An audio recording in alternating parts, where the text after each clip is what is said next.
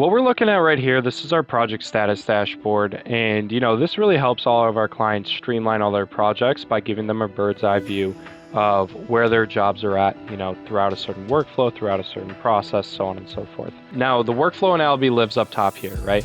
It's consisted of these different statuses that go new, sales, ready for production, so on and so forth. The really nice thing that we did when designing Albi is we wanted to build Albi around your workflow, right? We didn't want to have a restoration contractor build their workflow around what we said, right? We want to be flexible and customizable because, as we both know, no two restoration contractors operate the same way. So with this workflow, you're going to have all the visibility of all of your jobs. You're going to be able to see what stage they're in, right? Additionally, this dashboard gives you color coding. So you can see each job has its own specific color code, whether it's green, yellow, red. This color code is based off of the last time that project was updated. And that's a custom date that you set.